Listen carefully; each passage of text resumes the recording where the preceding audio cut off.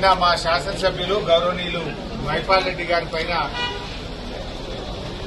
ED దాడులు జరిగిన నేపథ్యంలో వారిని కలవడానికి మాట్లాడడానికి రావడం జరిగింది.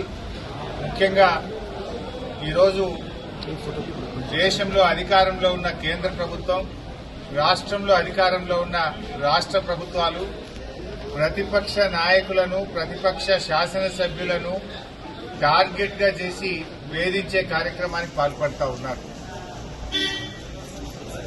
ఇప్పుడే మేము మహిపాల్ రెడ్డి గారితో మాట్లాడితే కనీసం ఇంట్లో డబ్బు గాని, బంగారం గాని, ఎలాంటి వస్తువులు గాని ఇంట్లో ఒక్కటి కూడా అక్రమంగా దొరికింది ఏమీ లేదు. ఏది ఉన్నా ఐటీ రిటర్న్స్ తో బాజాప్తా అన్ని క్లియర్ గా స్పష్టంగా ఉన్నాయి తప్ప ఒక్క తప్పు కూడా లేదు. అయినా ఎందుకు దాడులు చేస్తున్నట్టు? కేవలం భయభ్రాంతులకు గురి చేయడం, లొంగ తీసుకునే ప్రయత్నం చేయడం.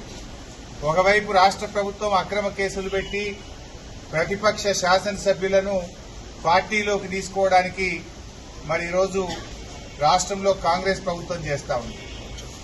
ఇవాళ దేశంలో ఐటీ, ఈడీ దాడుల గురించి ఏ రకంగా జరుగుతున్నాయో దేశ ప్రజలందరూ కూడా చూస్తా ఉన్నారు. కేవలం ప్రతిపక్ష నాయకుల మీదనే జరుగుతూ ఉంటాయి. ఇవాళ నీట్ ప్రశ్నపత్రం లీక్ అయింది.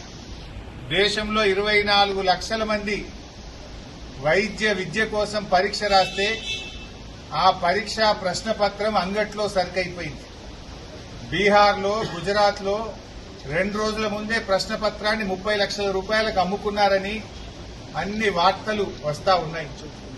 ఆ ప్రశ్నపత్రాలు అమ్ముకున్న వాళ్లను బీహార్ పోలీసులు అరెస్ట్ చేసినారు. మరి అది ఎందుకో ఈడీ దాడులు చేయరు? అక్కడ మీకు పీఎంఎల్ఏ కనబడతలేదా? అక్కడ విద్యార్థులు, వాళ్ళ తల్లిదండ్రులు ఆందోళన చెందుతా ఉంటే ప్రశ్నపత్రం లీక్ అయితే ఎందుకో కేంద్ర ప్రభుత్వం స్పందించదు. అక్కడ ఆ ప్రశ్నపత్రం లీక్ అయిన అధికారుల మీద గాని, పరీక్ష పెట్టినటువంటి ఎన్ఏటీ మీద గాని ఎందుకు ఈడీ ఇన్కమ్ ట్యాక్స్ దాడులు చేయరు? అంటే అధికార పక్షానికి ఒక నీతి, ప్రతిపక్షానికి ఒక నీతి.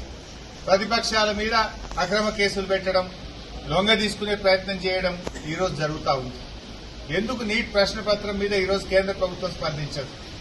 ఎందుకు ఈడీ, ఐటీ దాడులు ఇప్పటిదాకా ఎక్కడ కూడా ఎందుకు చెయ్యరు అని నేను అడుగుతా ఉన్నా. ఇవాళ దేశమంతా ఇబ్బంది పడతా ఉన్నారు. మన రాష్ట్రంలో కూడా దాదాపు 1,00,000 కుటుంబాలు, 1,00,000 కుటుంబాలు నీట్ పరీక్ష రాసి ఇవాళ ఏంది మా పిల్లల భవిష్యత్ ఏందో ఆందోళన చెందుతా ఉంటే, ప్రశ్నపత్రం అంగట్లో సరుకులాగా అమ్ముకుంటా ఉంటే దాని మీద కేంద్రం గాని, ఈ ఇన్కమ్ ట్యాక్స్ డిపార్ట్మెంట్ గాని, ఈడీ గాని నోరు మెదపని పరిస్థితి ఉన్నది. మరి రాష్ట్రంలో ఏం జరుగుతా ఉంది? రాష్ట్రంలో ఉన్న కాంగ్రెస్ ప్రభుత్వం కూడా ఇవాళ ప్రతిపక్ష నాయకులను టార్గెట్ గా పెట్టి మమ్మల్ని, మా మూవ్మెంట్స్ అన్నింటినీ కూడా ఇంటెలిజెన్స్ నెట్వర్క్ ద్వారా, ఫోన్ల ద్వారా మా అన్ని కూడా మానిటర్ చేస్తూ ఇవాళ రాష్ట్రంలో కాంగ్రెస్ పార్టీ కూడా బీఆర్ఎస్ ఎమ్మెల్యేల మీద టార్గెట్ పెట్టుకుని పనిచేస్తా ఉన్నారు. ఏదో రకంగా బీఆర్ఎస్ ఎమ్మెల్యేలను కాంగ్రెస్ పార్టీలో చేర్పించుకోవాలి. చెప్పేదేమో శ్రీరంగ నీతులు. కాంగ్రెస్ పార్టీ మేనిఫెస్టోలో ఏం పెట్టారు?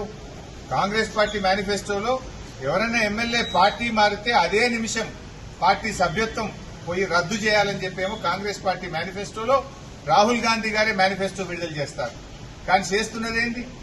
ఇవాళ బీఆర్ఎస్ ఎమ్మెల్యేల ఇండ్ల చుట్టూ తిరుగుతూ బీఆర్ఎస్ ఎమ్మెల్యేలను కాంగ్రెస్ పార్టీలో చేర్చుకోవడానికి కుట్రలు చేస్తా ఉన్నారు. వినకపోతే ఆ ఎమ్మెల్యేను టార్గెట్ చేయడం, అక్రమ కేసులు పెట్టడం, భయభ్రాంతులకు గురి చేయడం, కుటుంబ సభ్యుల్ని ఇబ్బంది పెట్టడం ఇది జరుగుతా ఉంది. ఇవాళ ప్రజలన్నీ కూడా గమనిస్తా ఉన్నారు. ప్రజలు మీకు అవకాశం ఇచ్చింది ప్రజలకు మేలు చేయమని, ప్రజలకు ఇచ్చిన హామీలు అమలు చేయమని. కానీ ప్రజలకు ఇచ్చిన హామీలు వదిలిపెట్టినరు. ప్రతిపక్షాలను బలహీనపరుస్తాం, వినకపోతే ప్రతిపక్షాల మీద కేసులు పెట్టి ఇబ్బంది పెడతామని ప్రయత్నం చేస్తా ఉన్నారు. కానీ మా మైపాల్ రెడ్డి గారు, వారి కుటుంబ సభ్యులు ఇవాళ చాలా గట్టిగా ఉన్నారు. ఈడీ అధికారులకు సంపూర్ణంగా సహకరించారు. ఫోన్లు ఇచ్చిండ్రు, లాకర్లు ఇచ్చిండ్రు, బీరువాలు ఇచ్చిండ్రు, కాగితాలు ఇచ్చిండ్రు, ఇవన్నీ చెక్ చేసుకోమన్నారు. వాళ్ళు అణువు ఎతికినా, ఎందుకంటే తప్పు చేసింది లేదు కనుక, ఆడ దొరికిందేమీ లేదు, తప్పు చేయలేదు కనుక భయపడాల్సిన అవసరం అంతకంటే లేదు. పూర్తిగా సహకరించాం. ఇలా మాకు న్యాయ వ్యవస్థ మీద నమ్మకం ఉన్నది. తప్పకుండా న్యాయ వ్యవస్థ ద్వారా మేము అంతిమంగా న్యాయం గెలుస్తాం. మీరు ఇలా ప్రభుత్వాన్ని అడ్డం పెట్టుకుని వేధిస్తారు కావచ్చు, ఇబ్బంది పెట్టారు కావచ్చు, కానీ ధర్మం గెలుస్తుంది, న్యాయం గెలుస్తుంది, న్యాయం గెలుస్తుంది. మా ఎమ్మెల్యే గారు